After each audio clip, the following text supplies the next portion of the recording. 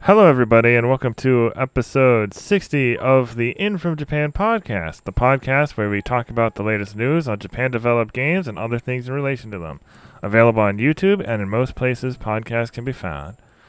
We don't have any housekeeping this week, so we're just going to skip right over to the Japanese games we've been playing. So, I actually haven't been playing that many Japanese games this week. How? Because I've been busy working on stuff. How come? Just working on stuff we haven't announced yet, and playing some Western games. So, but after watching all of Pacific Rim: The Black over the weekend, which I really liked, I was like, I want to play a mech game, and I had 2 mech games already installed on my PS5. Luckily,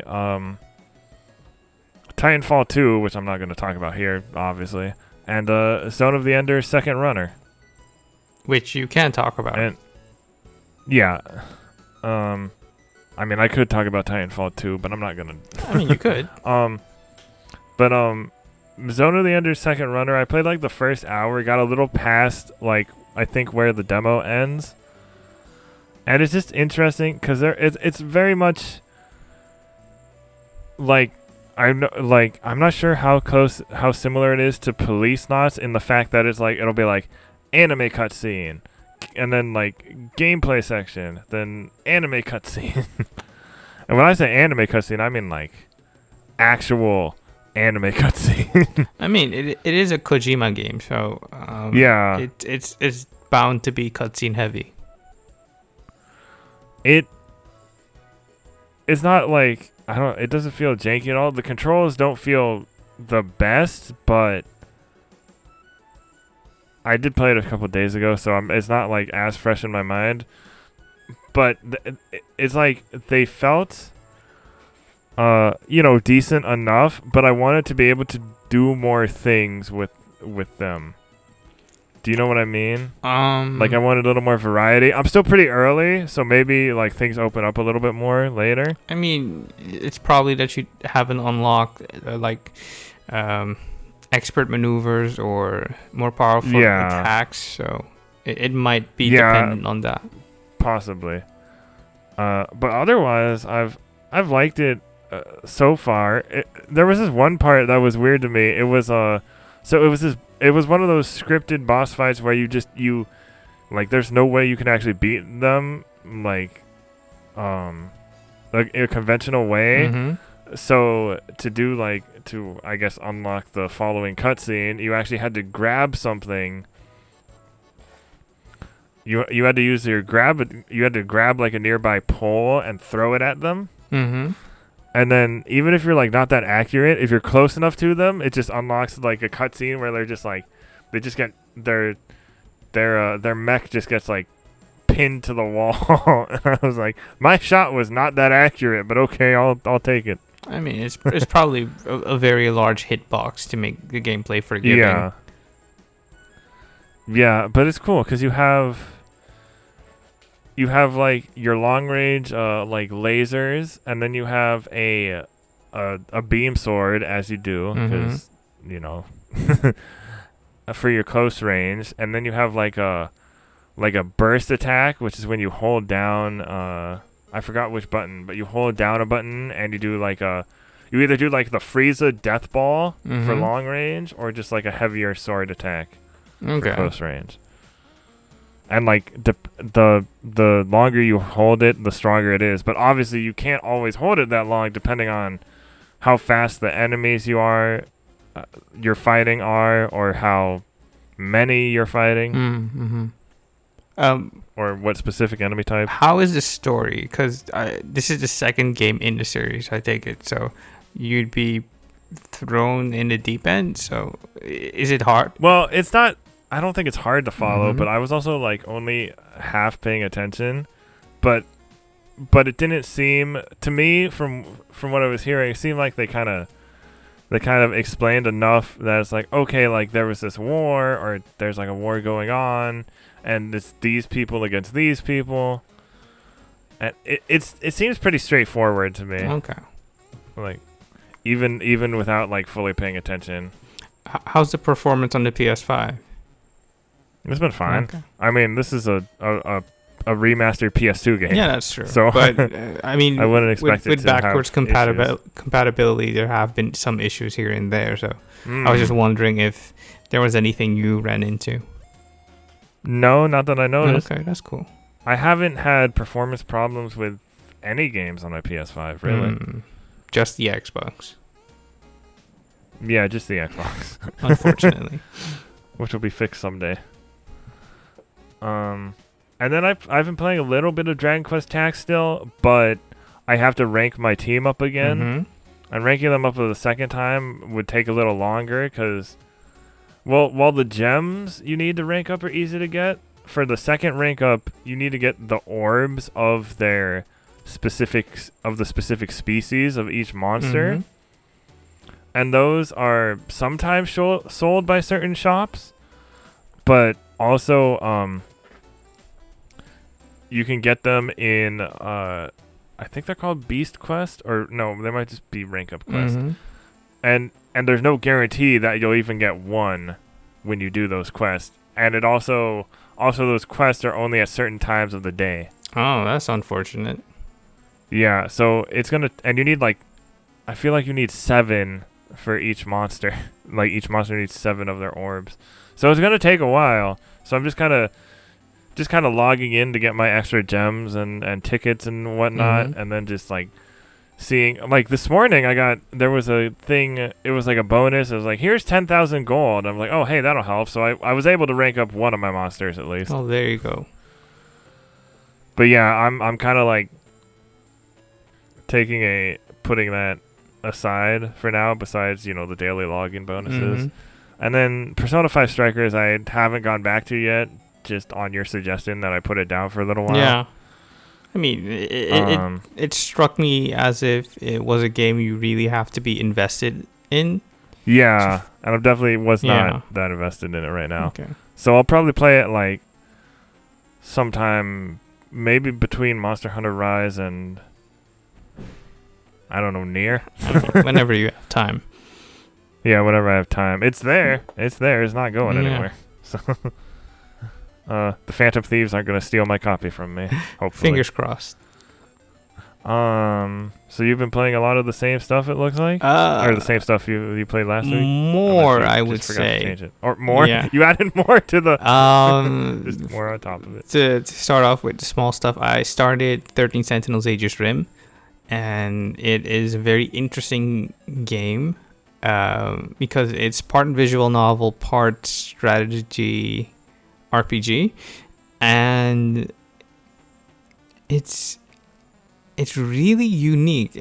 I've never played anything like it, and it's really, really firing all the synapses in my brain. Like, oh, I'm really paying attention to every small detail because I want to figure it out. I want to know what the mystery is, and the storytelling is also very unique. And if you've played a visual novel, you kind of have an idea what you're in for, but it's still its own thing, and I really need to spend more time with it because I only played about 2 hours. But Yeah. with that, you have the first 4 introductions of characters, so you kind of Yeah. have a grasp on things, but it's still the tutorial stage. So yeah, I'll probably report next week about.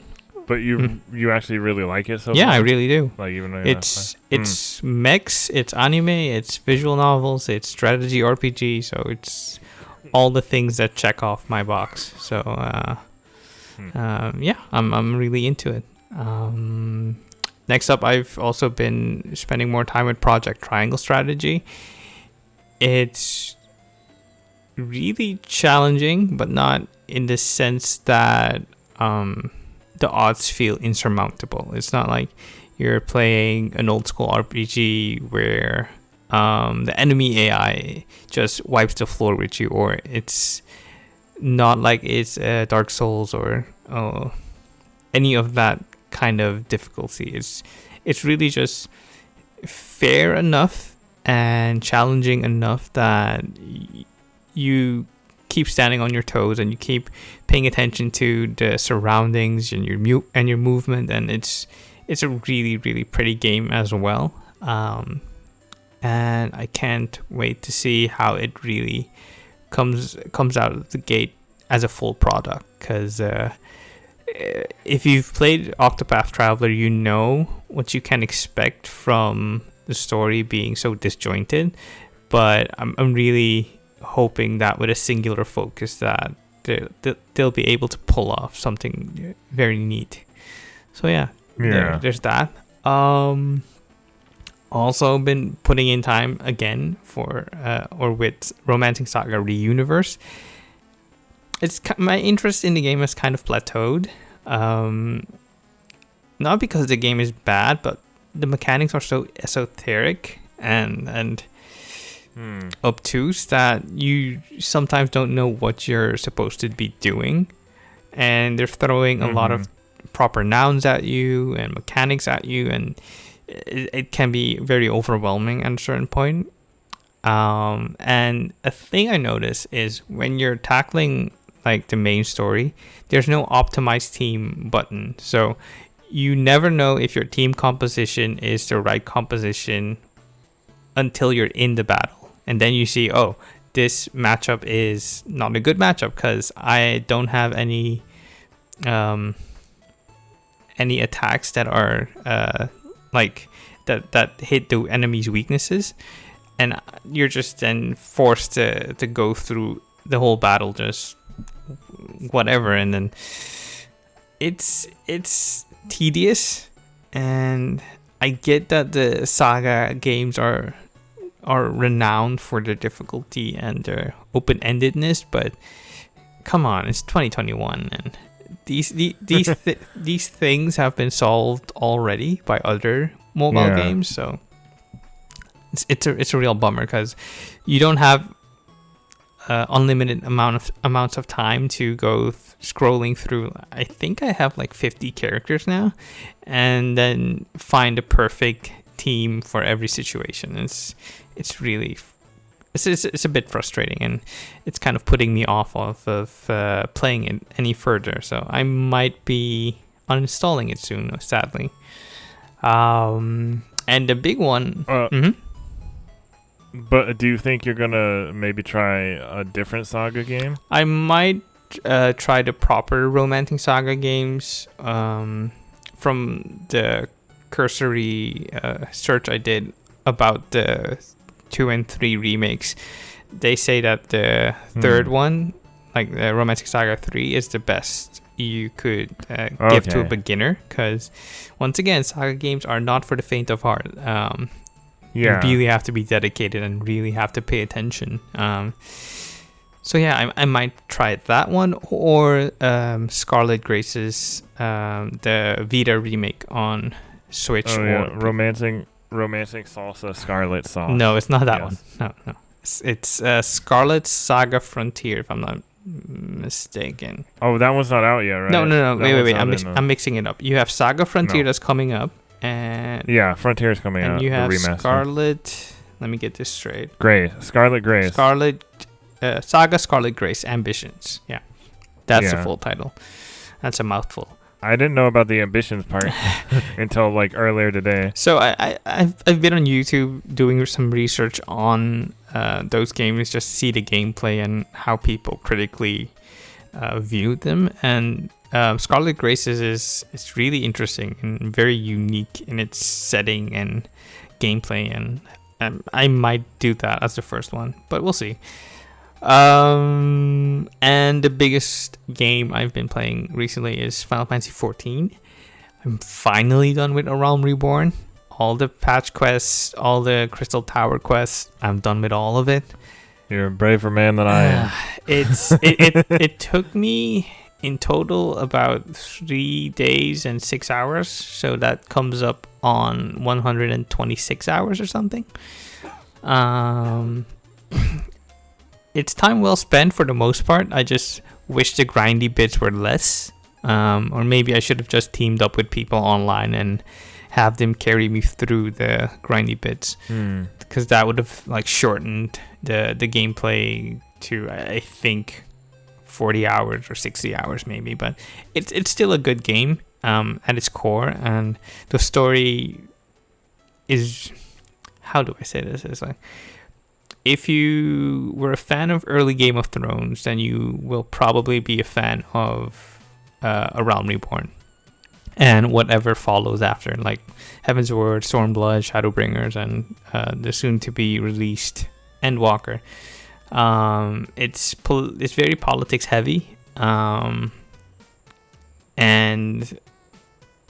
it's what I like about Final Fantasy XIV is that it feels like you're in a living, breathing Final Fantasy world. Like, you're really the main character.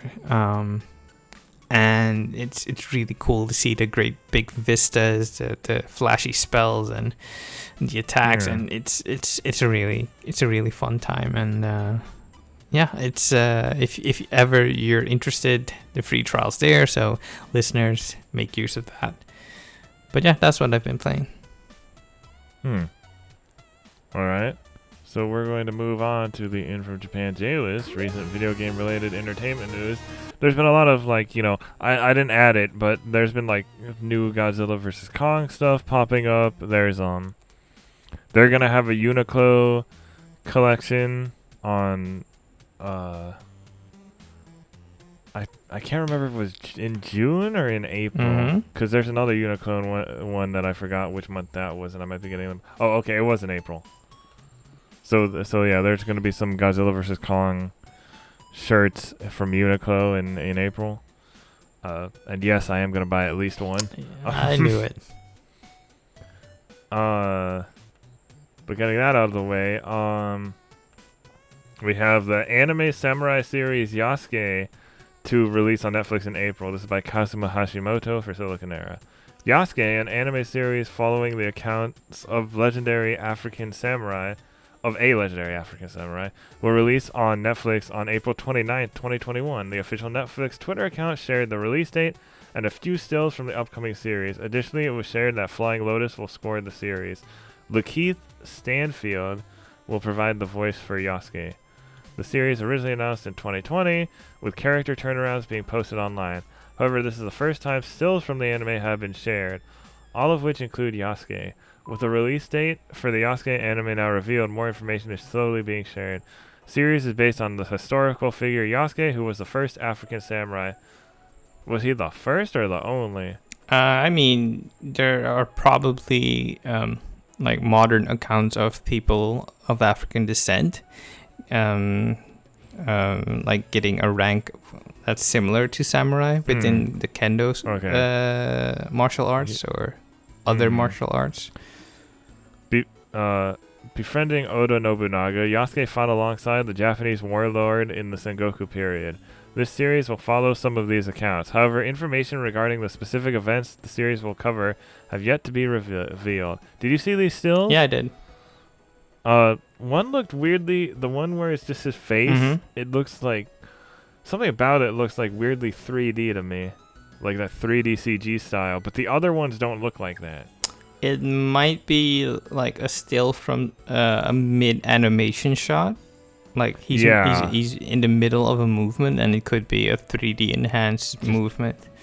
Just it looks a bit odd as a screenshot. It could be, but it could also be a result of the art style just being something you're not accustomed to, maybe. The series will be a collaborative effort between LaShawn Thomas and Mappa. Mappa has worked on series such as Rage of Bahamut Genesis, Yuri on Ice, Dororo, Attack on Titan, the final season, and is scheduled to work on the upcoming animated adaptation of Chainsaw Man, which I need to start reading at some point. So I'm excited to see that. Yeah. It was also, or there was also going to be a movie with Chadwick Boseman, but unfortunately with his passing, yeah. But yeah. Next story is Monster Hunter Rise Uniqlo shirt designs feature Palico and Palamute. This is once again by Kazuma Hashimoto for Siliconera. Japanese clothing retailer Uniqlo will release a series of Monster Hunter Rise t-shirts. These shirts will feature various iconography from the series, such as weapons and healing item icons. Additionally, this new line of Monster Hunter Rise t-shirts will have designs dedicated to both the Palico and Palamute. Monster Hunter Rise Uniqlo shirts will be available to purchase in June 2021, which I will definitely get one of these. A total of 10 designs will be available to choose from. 6 of these designs will be available in men's sizes, and the other 4 will be in children's sizes. While some of these designs are more subtle, others show off the branding of the Monster Hunter series quite a bit. So yeah, I'll probably go. So definitely for you. I was looking for Monster Hunter shirts too, and like the official one, the few official ones I found, I didn't really like, and these I like a lot better. Yeah. All right, and the last story on the J list is Resident Evil movie will release in September. Yay? This is question mark by Stephanie Liu. That's a new name for Siliconera. Uh-oh. What happened? The webpage for it messed up. It's like, no, you can't read this. Wesker Okay, I removed just had it. to refresh it. Yeah. Well, that's what the image is. It's Wesker with a gun. A release date for the upcoming Resident Evil movie was confirmed on actor Chad Rook's Twitter. Resident Evil will come out on September 3rd, 2021 in the United States. It will serve as an origin story and pull from the first and second Resident Evil games. Development for the movie started in early 2017. However, the project had a bumpy start due to various producer and writer changes. COVID-19 complications delayed casting and filming as well. Oh, I didn't know they had the cast. Yeah, they announced the cast they announced it a while ago. Yeah. So Claire Redfield is Kaya Scodelario. Chris Redfield is Robbie Amell, who is the brother of Stephen Amell, right? The Green Arrow? No, he's not the brother. He's the cousin. Oh, he's the cousin. Yes. Okay. Hannah John Common as Jill Valentine. She was Ghost in Ant-Man and the Wasp. Yes. Leon S. Kennedy is Avon Jogia, who was Beck Oliver in Victorious. I guess, yes. That's like the one person I kind of know.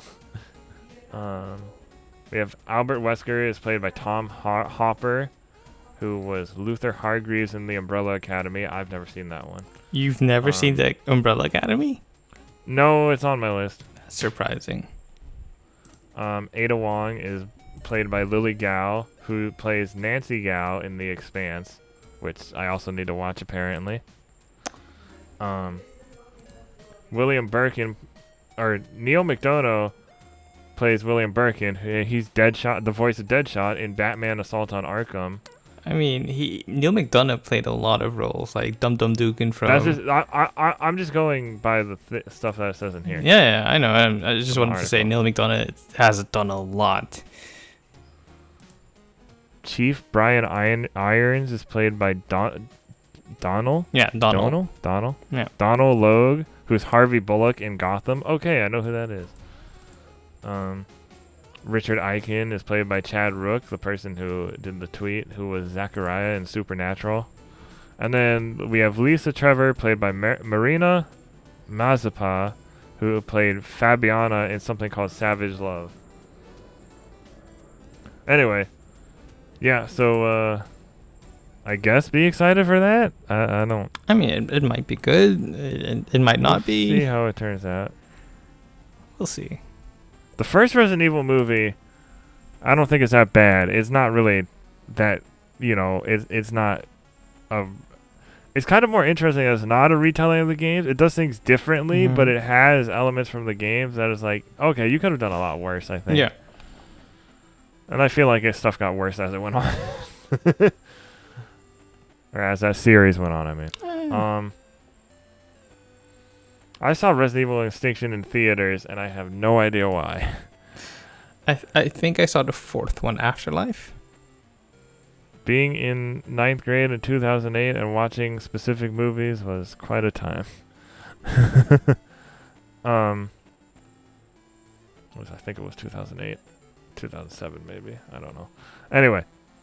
Moving on to recommended content, we have definitively ranking the top 10 bizarre video game music collabs. This is by Lucas White for Prima Games. Is it Prima or Prima? Prima. Okay. I mean, that's what I know it as. I mean, we can ask him. Eventually, yeah. Bravely Default 2 is an Audaciously vanilla sequel by Graham Russell for Siliconera. Monster Hunter Rise breaks with tradition to tell a more intimate story by Steven Strom over at Fanbyte. Why Super Mario RPG remains the best Mario experience by Michael Higham for GameSpot. And Soapbox, I'm tired of ports and remakes. Where are all Nintendo's new ideas by Kate Gray for Nintendo Life. Listen. If Okay, I know the title sounds bad, but it's actually not. It's actually a pretty well written article. Okay, I'll read it. But I have thoughts. Like you can disagree with it. It's not because it does bring up the point of like, okay, Ring Fit and Labo and Arms do exist. That wouldn't be my point. My point is, with every new original thing they make, you'll always have a vocal part of the fan base that says, "Hey, where's that remake we want? Like, it would be so good in this art style, or with this 60 frames per second thing." And then when they do that, they might change their mind. Like, no, not like that. Like with the Diamond and Pearl There's stuff. no pleasing you people. Yeah. There's just no winning with some people. Yeah. So now it's time for the news rundown. And I'll let the bearer of bad news and our Shinigami take it away. Bankai. Okay, so first up we have Comic Cat 99 postponed and pushed back to winter 2021. This is by Kazuma Hashimoto for Siliconera. The official Comic Cat Twitter account announced that Comic Cat 99 will be postponed. This due to the situation surrounding COVID-19, which have resulted in an extended state of emergency in Japan. However, there are still plans to hold Comic Cat 99 within the year. The event is now tentatively planned for winter 2021. Shout out to Game Watch. The official statement goes into the details regarding the reason Comic Cat 99 has been postponed. The statement explains the current situation and why they have not outright canceled the event. It details that due to high traffic at Comic Cat events, it would be the right decision to push the event back. I agree.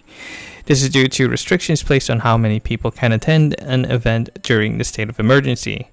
The event usually has roughly 200,000 guests attending daily, and a 10,000 guest limit would not be able to accommodate attendees.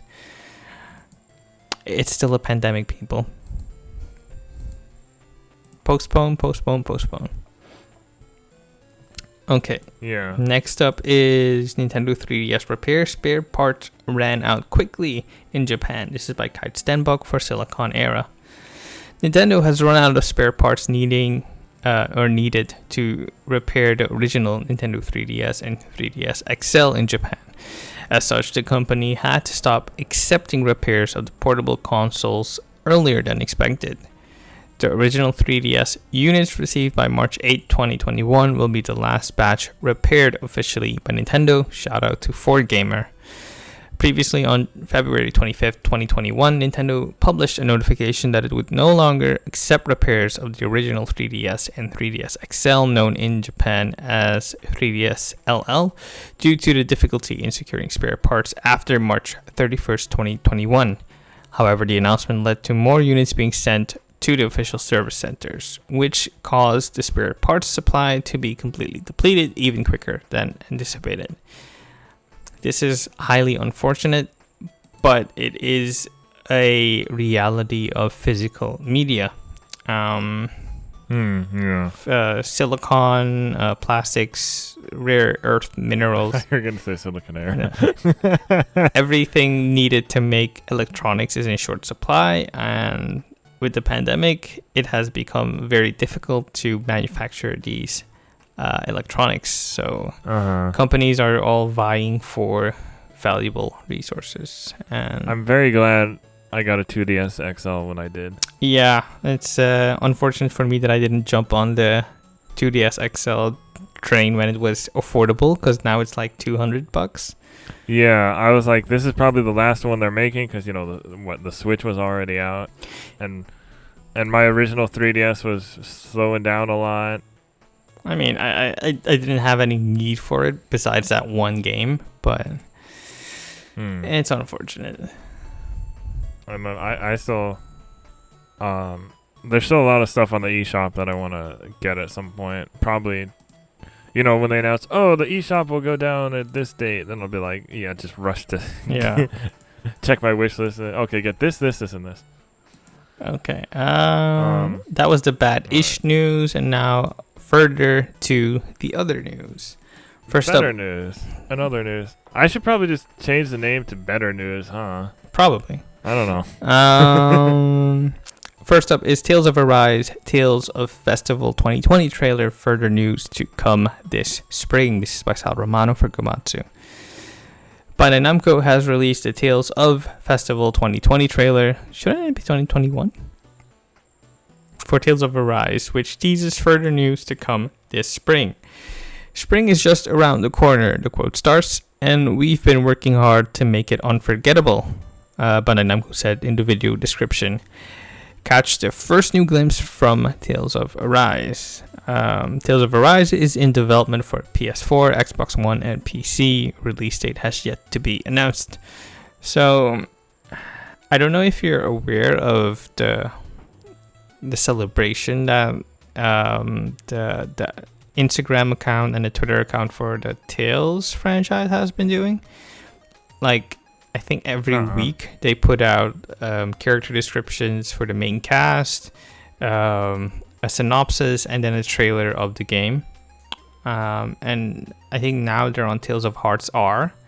So probably they're making their way through all the main games, and I think the week after they'll have then the news of Tales of Arise. So maybe that's how you can time it.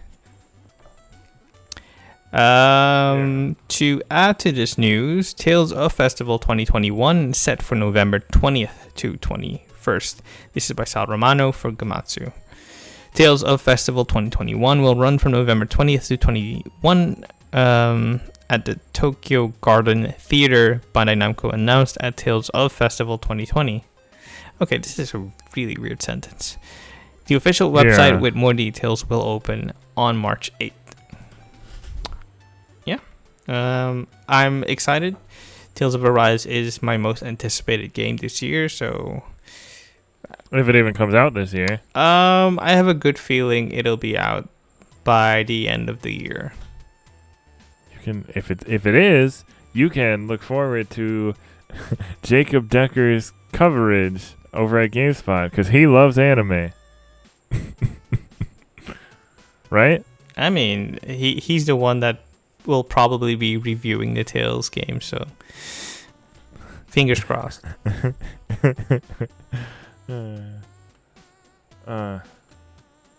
Alright, next story is Grand Blue Fantasy FES 2020 announced. Exhibition dates and formats still to be announced. This is by Saramano for Gamatsu once again.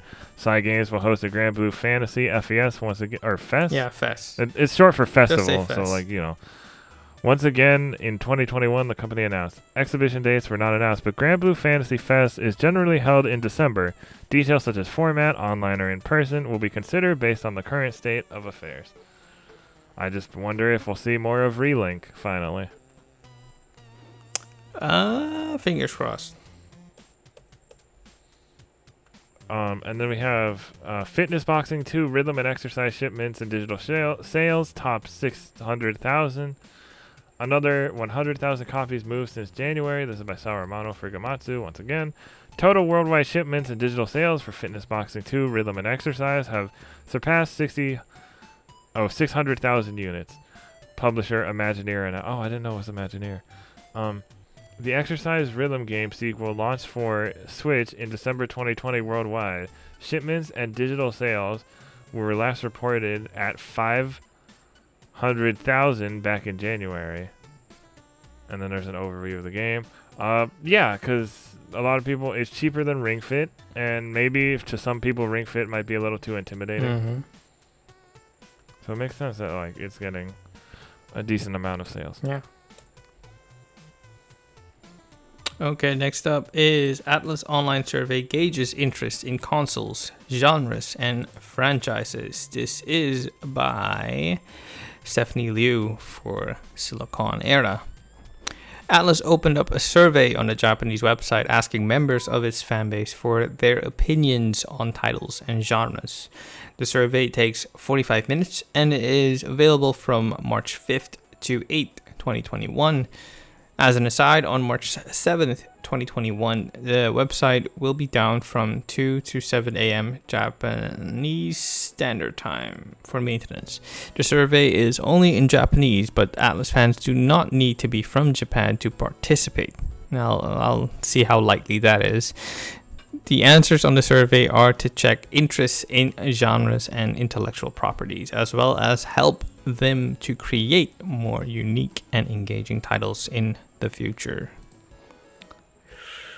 Okay, and Genshin Impact 1.4 update will involve Rosaria, Venti, and Windbloom. This is by Jenny Lada for Siliconera. The Genshin Impact 1.4 update release date is March 17th, 2021, as hinted at by Kaya, I think, during the 1.3 update's Lantern Rite. It will take us back to Mondstadt with invitation of Windbloom, an opportunity to experience the Windbloom Festival. It will also mark the return of Venti, apparently, as he appears in the key art with Rosaria, the new 4-star who will join after the update. Quality of life changes will also appear. Have you kept up with Genshin Impact? No, that's why I put this. No. I'm like, I should probably get back into it at some point. Because I was telling my friend about it because she finished building her PC. Mm-hmm. And I was like, yeah, remember when I showed you Breath of the Wild? Yeah, this is kind of like similar to Breath of the Wild, but like more anime. She was like, oh my god. Perfect. But yeah, I want to get back into it since, it's free. Yeah. I just don't know when. Because it looks like they've made a lot of, there's like a second, maybe third region even now. I think and like a bunch of new characters. I think with this update, there will be 2 regions in total. Because I know they did something about like Dragon Spine or something. Could be. A couple months ago. Yeah, so I'm interested in playing more of that at some point. Okay. So we talked about Jason's most anticipated game of this year. Now it's time to talk about my most anticipated game of this year. Monster Hunter Stories 2 Wings of Ruin adds PC version and launches July 9th. Deluxe edition and pre-order bonuses announced. This is by Saruman for Gamatsu. Monster Hunter Stories 2 Wings of Ruin will launch for Switch and PC via Steam on July 9th worldwide. Publisher and developer Capcom announced during the Monster Hunter digital event. The PC version is newly announced. In addition to the standard edition, a deluxe edition will also be available, which includes the base game, the Kuon Coat outfit for Aina, Razewing Armor Alpha and Razewing Armor Beta layered armor for the player, Spiky Nurgle hairstyle for the player, Puke Puke costume and Nergigante costume outfits for Naviru, and Adventure Buddies 2 and 3 sticker sets. Pre-orders for either edition include the Kamura Maiden outfit for Aina. Users who have saved data for Monster Hunter Rise on their system can also receive the Kamura Garb layered armor for the player. And in addition to all that, there are also 3 amiibo that actually have a worldwide release. This time, unlike the ones for the first game. And there is the Razewing Ratha, there is Aina, and the Palico Tsukino. And they're in the US, they are unfortunately GameStop exclusive.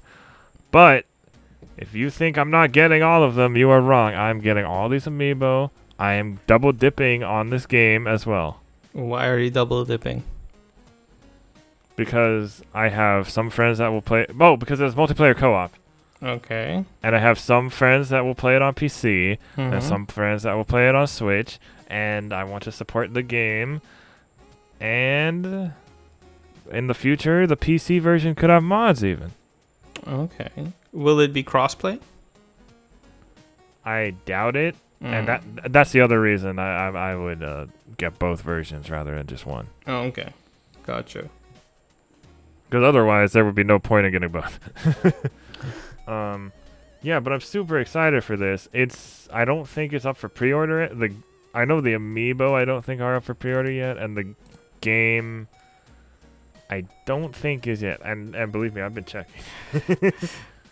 Which is interesting because the Pokemon games are already up for pre-order.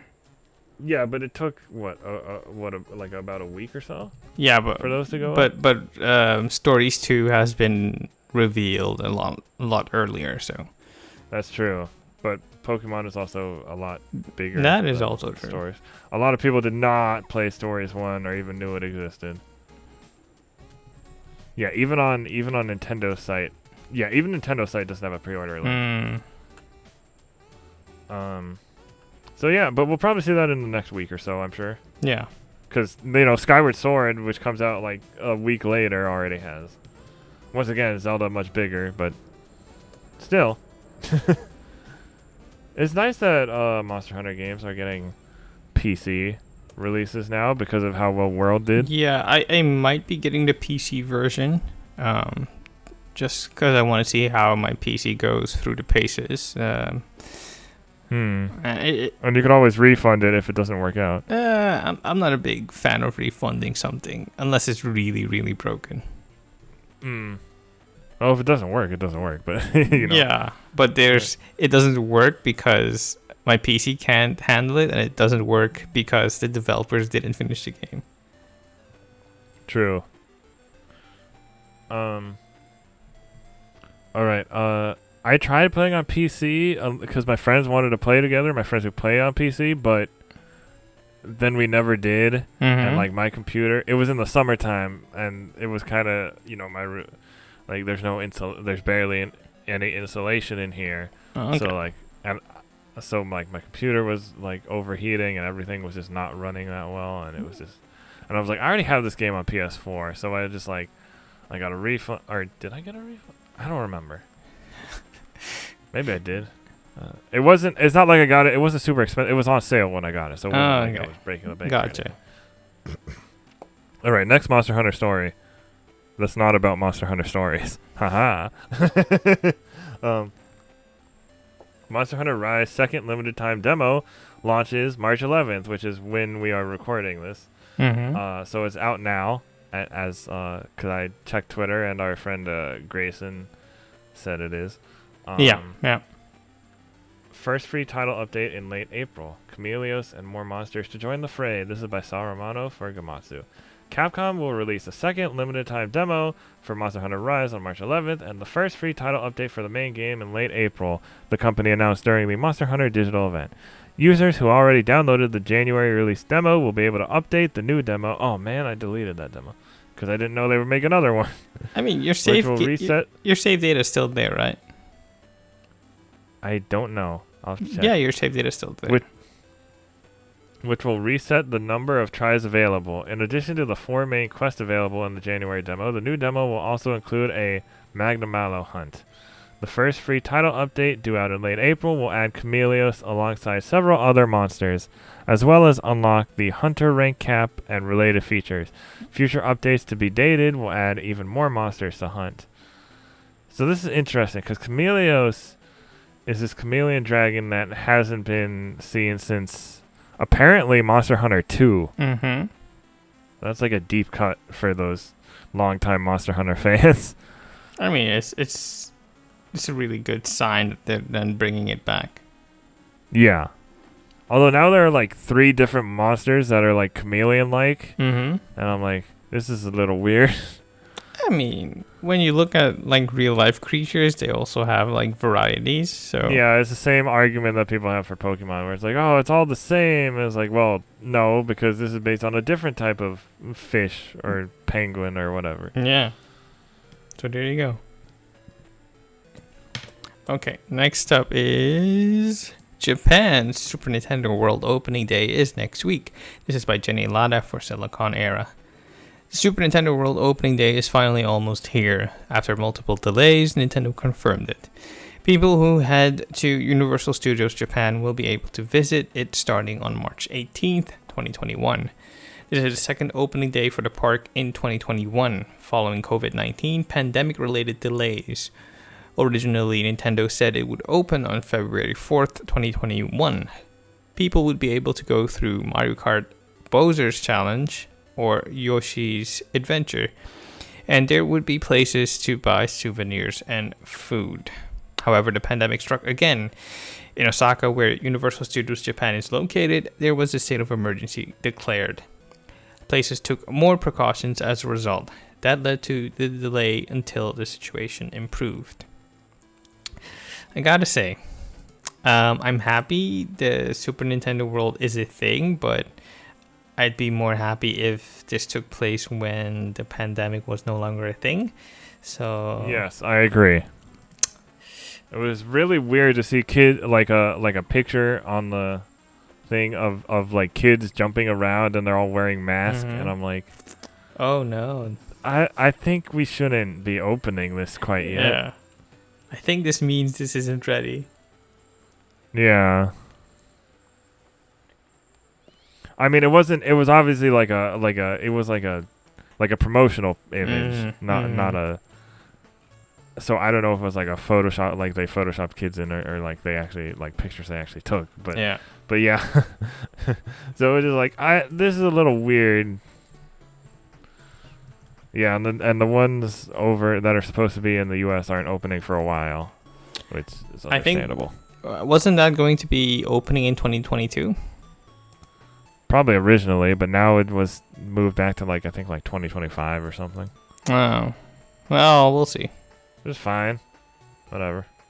I'd rather go to the Japanese one in 2022 or 2030, whenever everything is kind of, We'll get there when we get there. Some semblance of normal. Yeah, we're getting there. Next story is Phantasy Star Online 2 New Genesis Prologue live stream set for March 18th. New information incoming. This is once again by Sarumato from Gamatsu. SaGa will host the Phantasy Star Online 2 New Genesis Prologue 2 live stream on March 18th at 21 o'clock Japanese Standard Time. 21 o'clock. That's wait. 24 is midnight, so 3 before that. That's like 9 o'clock Japan Standard Time, which I don't know the conversion for it. You can Google it. It's like 11 hours. So 11 hours before. So you listeners, you can Google it. So like the morning. So the morning. Oh, maybe I'll do a react to it then. You will be able to watch it on YouTube. The live stream will feature the latest information on Phantasy Star Online 2 New Genesis. Presenters include Yuki Iwai, Haraichi comedian, as the main MC, Mizuho Habu, Sakurazaka 46 idol, as the assistant MC, and Hiro Arai Sega as the official navigator. Phantasy Star Online 2 New Genesis is due out in 2021 for Xbox Series, Xbox One, and PC in North America, and for PS4, PC, and the cloud, Switch, and PC in Japan. Are you going to be diving into it, or? Well, yeah, I always plan to. Once again, that's one of those things where I want to play more of the Phantasy Star games too at some point. I have 1 or 2 of them. The online ones or the old OG? No, the older one, some of the older ones. Oh, okay. Well, because the online ones would be a little harder to play, don't you think? I mean, all those there are workarounds. Yeah, apparently there's a workaround for like Phantasy Star Universe, which is the one I played a little bit of. Yeah, I'm excited for that. I'm always interested to see science fiction JRPGs or science fantasy. The more sciencey ones that aren't the ones that aren't Final Fantasies. Okay, I guess I know what you mean. Next up is, speaking of Final Fantasy, Chocobo GP trademark could refer to Chocobo Racing. This is by Jenny Lada for Siliconera. Square Enix filed for the Chocobo GP trademark in multiple countries around the world. The latest appeared in the United States on March 9th, 2029. this WIPO IP portal filing came the same month that one was filed in Europe.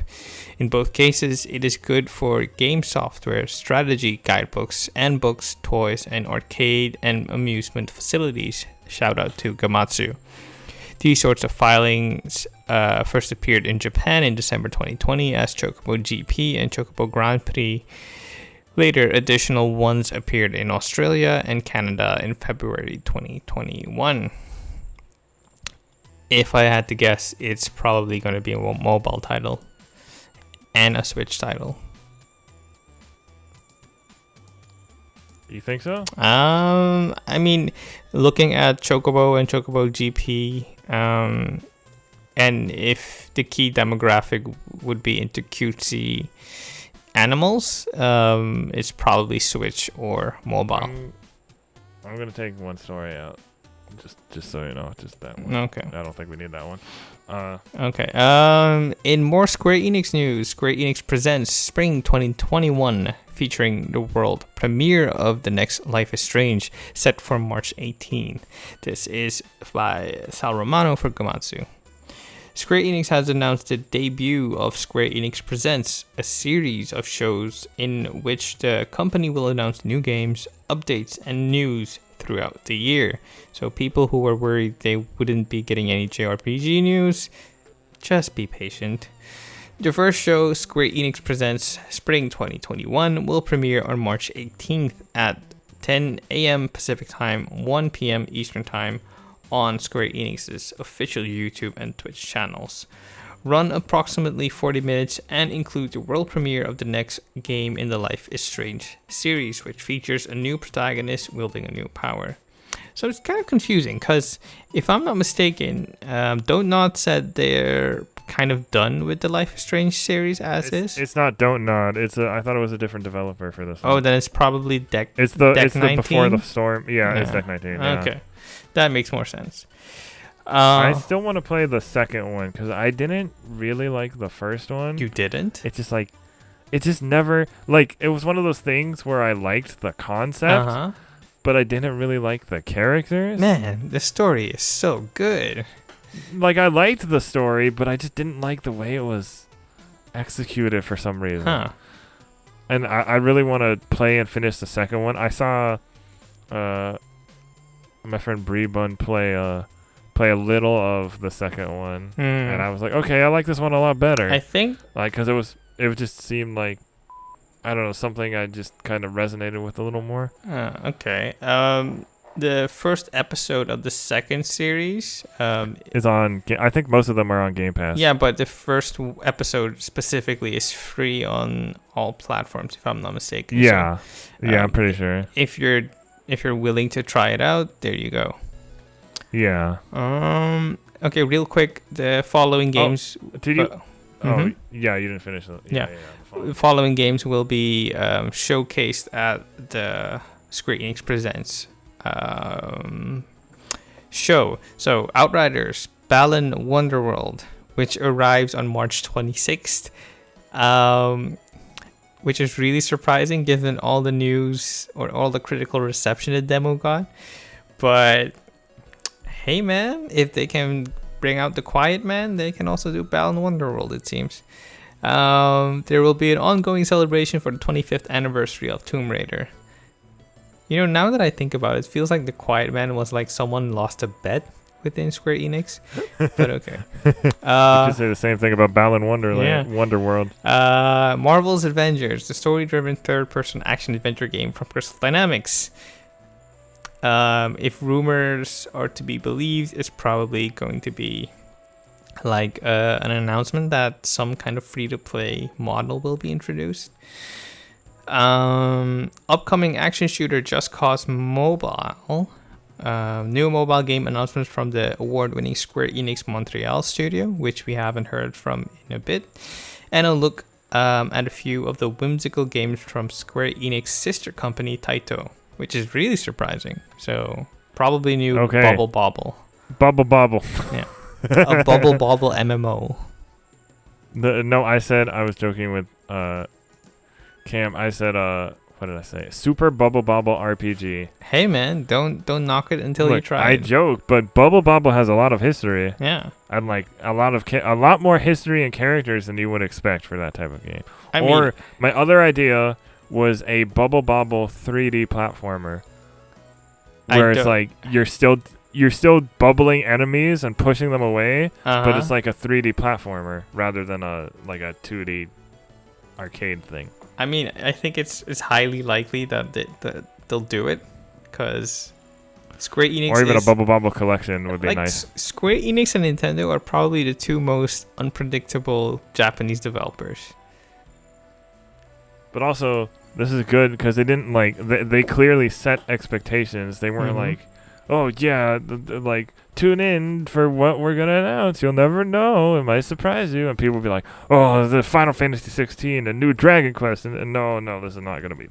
No, the JRPGs are probably going to be showcased at another time, maybe in the summer, because Babylon's Fall hasn't gotten any real updates in a while. I keep forgetting about that one. Yeah.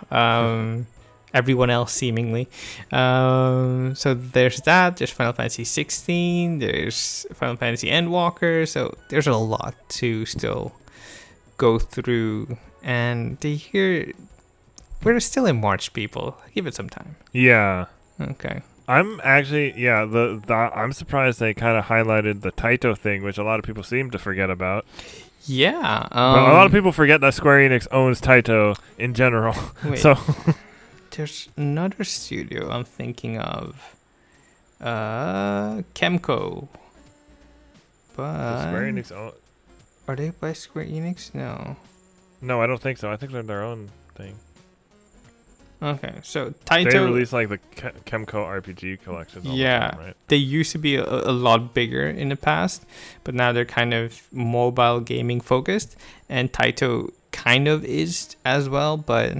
Oh, I forgot. Taito is also Space Invaders. Yeah. And that's why we had that Space Invaders collection recently, which I still need to pick up at some point.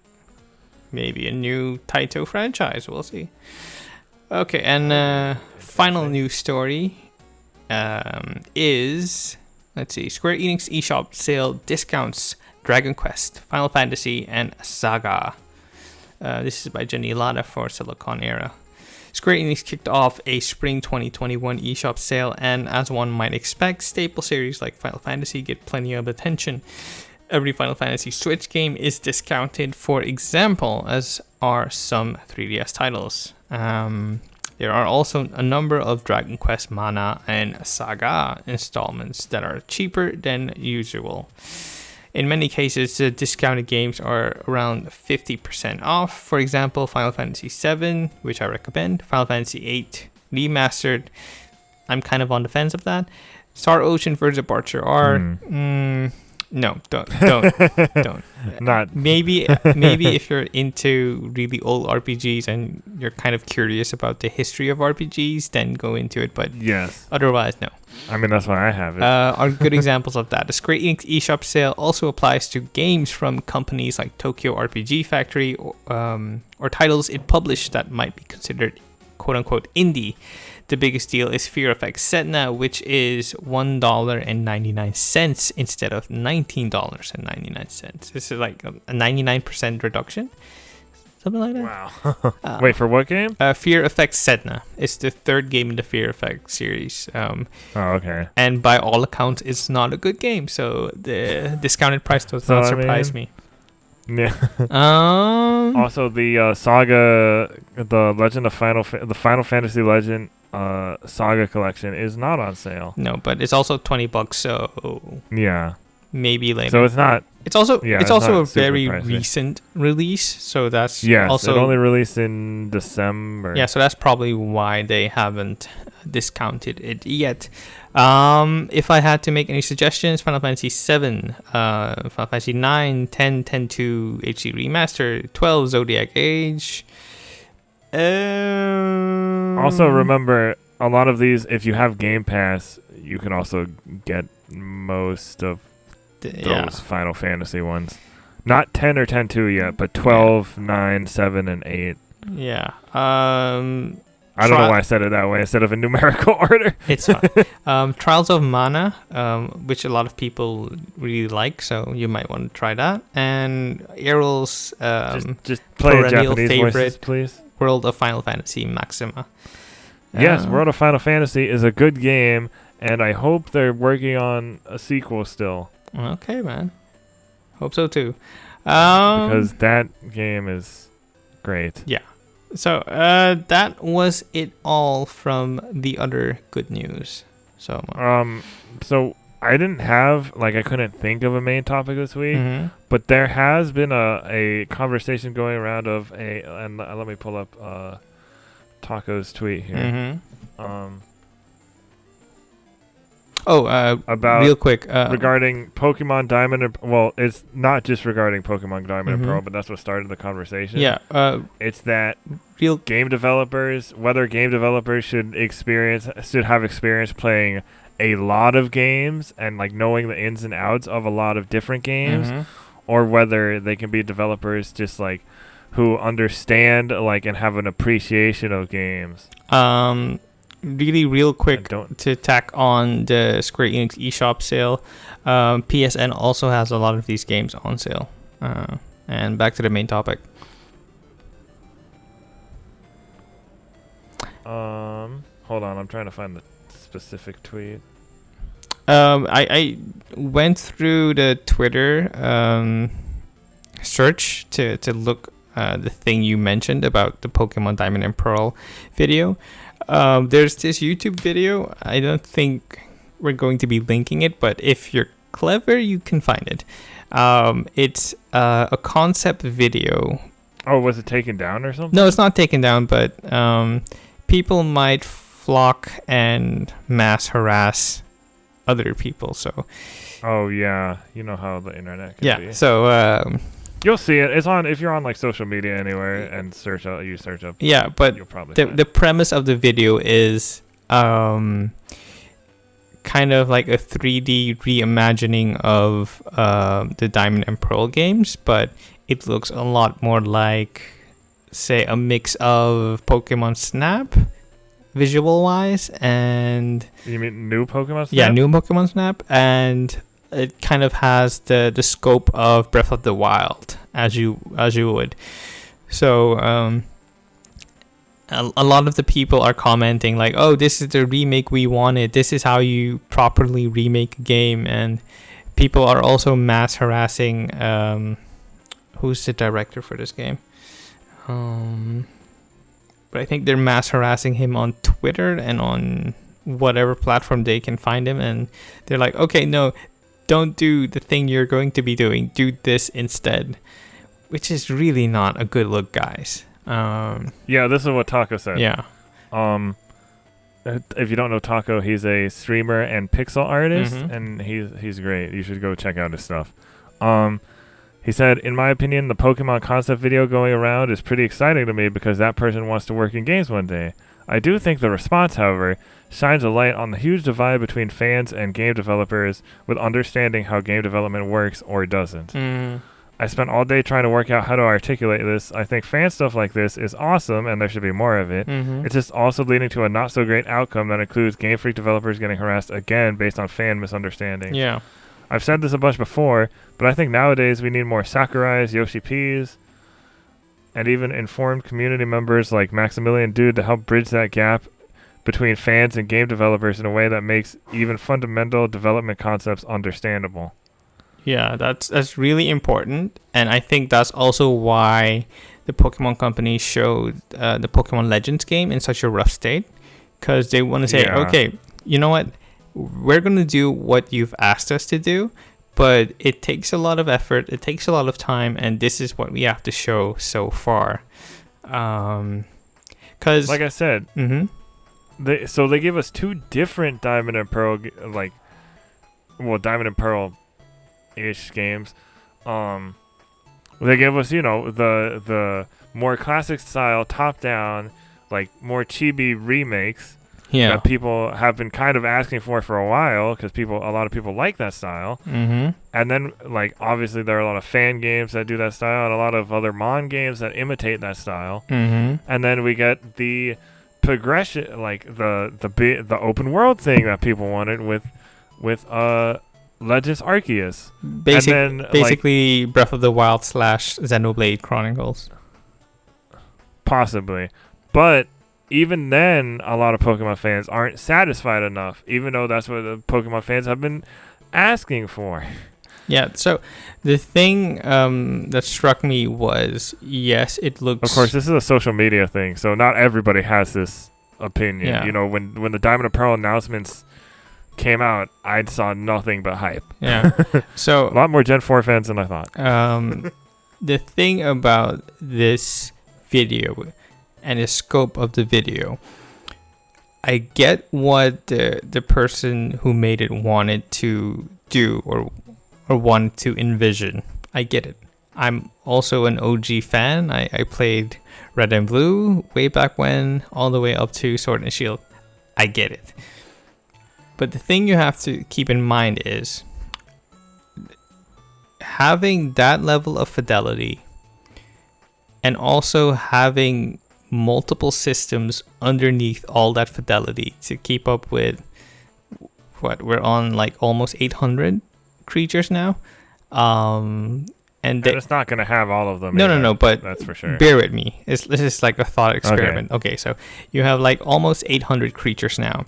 You have probably 50 attacks that are unique, and then you'd have to cross-reference those 50 attacks with like all those 800 creatures in their own unique ways, and have unique animations added to those creatures, because you don't want to have the Pikachu wiggle the same way a Jigglypuff does, for example.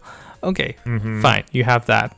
Then you also have to balance those statistics each and every individual creature has, that when they match up against someone else, it doesn't feel like you're steamrolling someone of a similar level. Yeah. That takes a lot of effort. So the visuals, the balancing, the almost 800 creatures that they have now currently, that wouldn't be feasible within 2 years. That would take at least 5 to 10 years to create. And this franchise is on a tight schedule. You have merchandising, you have an anime show, you have movies, you have toy deals, you have McDonald's sponsorship deals. Take all of that into effect and then make a realistic deadline. And you'll see very quickly that what you want isn't within the scope of what you're going to be getting. And people always say, like, well, why don't they outsource or take more time? And that's kind of what they're doing with both of these things. They outsourced the Diamond and Pearl remakes to Ilka. Yeah. And hopefully they take enough time with Legends Arceus. But like I said in the last podcast, a Pokemon game has never been delayed. No. But I also think Legends is the first... They haven't given us a firm date. So yeah, they haven't given us a firm date. It's just early 2022. And that could change to late 2022. Yeah. Which... even if it does, at least it's still in the same year. And even if it's delayed to 2023, it's like, that should be fine. Yeah, I mean, their financials also... remember what Miyamoto says. Yeah, their financials are also dependent on a yearly release. So even if it's DLC, they have to release something at a certain... specific time to have the profits generated to keep the investors happy. So you have a lot of spinning plates to keep track of, and the game you want, or what a lot of people want, I should say, that's only going to happen when a team within a Pokemon company or Nintendo or anyone they trust has enough time and resources to make that game. And with the way things are, that's not going to be happening for a very long time. Yeah. Like, also, real quick, I want to finish this thought. Okay. We've only seen this happen once, and that was with the Assassin's Creed series, where Ubisoft saw that from, I want to say, Assassin's Creed 4 up till Syndicate, they saw a slowdown. and they saw the reception also kind of dropping. And that's when they said to themselves, okay, you know what? You're right. We're not going to do a yearly schedule. We're going to do it once every other year and maybe even longer. We'll keep them cooking in the oven for as long as it takes. And until we're ready, we're not going to be releasing anything new. So until that happens, until Nintendo sees, oh, there is a significant drop in profit, something is wrong, something we're going to have to address, there won't be any change. What was I gonna say? Also, if you're a Pokemon fan, please try. And I know they're not for everybody, but keep your mind open to other Mon games. Obviously, not everybody is, because sometimes like we have friends that like other ones just don't pique their interest ever besides Pokemon, and that's fine. But like I'm writing about something about it that should be out in the next few weeks. But don't just write them off as like, oh, this is like Pokemon but worse, because make sure to highlight them for what they do differently, and I'll speak more about that after I publish that article. Yeah. But also But yeah, like World of Final Fantasy and like they're playing Monster Hunter Stories, Yokai Watch, plenty of recommendations. To address the other question that was mentioned in the main topic, like, do you need experience with a property to be able to tackle it? Oh, it wasn't with a property. It was just with... Was it with a property specifically? Well, because the stuff I saw was about like just playing games. You can read it as such. Okay, so I'll rephrase it. You need a set amount of experience with a lot of games or a specific property in order to be able to contribute to games, be it other games or be it a specific property. Do you need it? Yes and no. Yes, because you need someone that's familiar with the core of the series so that you always stay true to the series.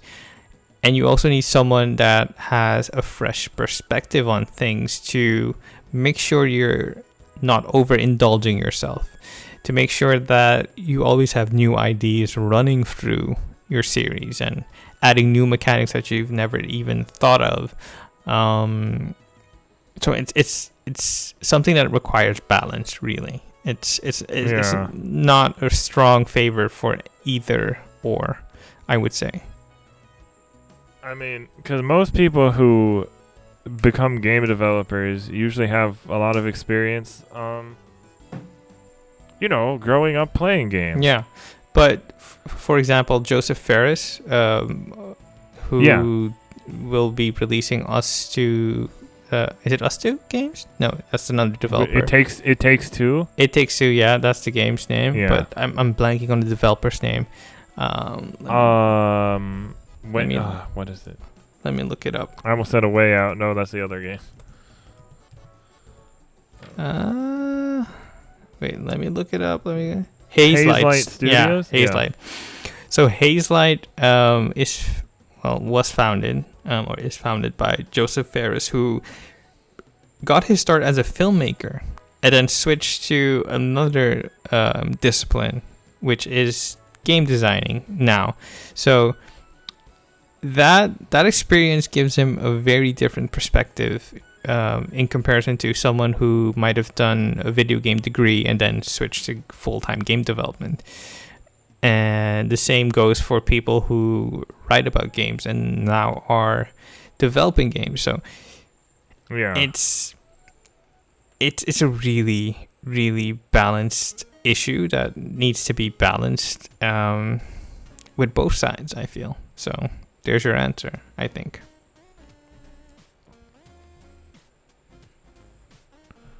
Yeah, it's just don't. It just reminds me of the whole, like, when people are not satisfied with a game and they're like, oh, the game developers are lazy. It's like, that's not, you can't reduce it to just that. So you can say it, but the thing is, there's usually a lot more going on than that. That is true. The thing is, I think most people, like the general public, is not aware of how much goes into game development.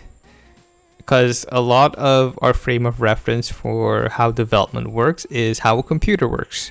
Like drag and drop files, rename files, or make something that was .jpeg into .png with a simple simple converter.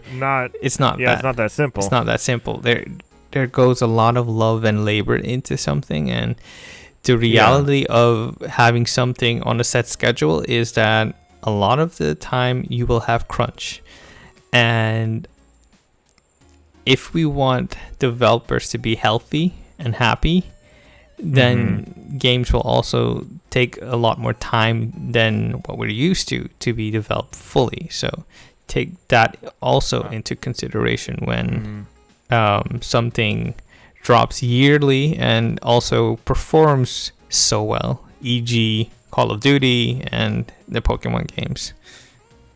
I forgot the name of the author, but the book Critical Path, he said you can't truly know how games work until you've made one yourself. Yeah.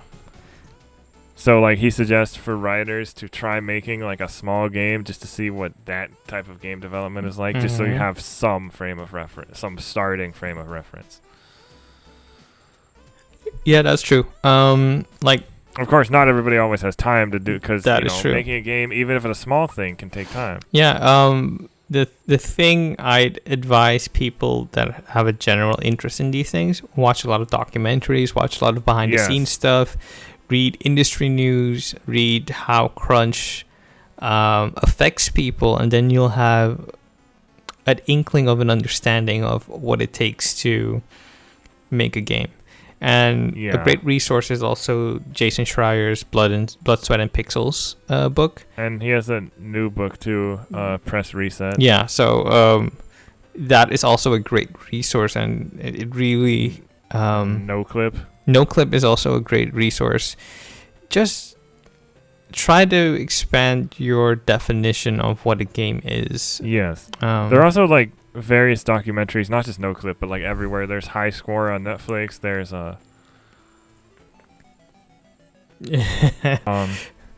but that also showcases the love. What I'm saying is that there's like a bunch of stuff that you can watch. Yeah. Or listen to or read, whatever you prefer. Yeah. Any creative endeavor really takes work. Writing takes work. Making music takes work. Making a movie takes work. Making video games takes work. So be kind. Like a podcast takes work. Yeah. Any creative endeavor. It's not super hard work, but it's work. It's work. Yeah. So that's I think we're cutting it a little short this week just because there was actually not as much news as usual.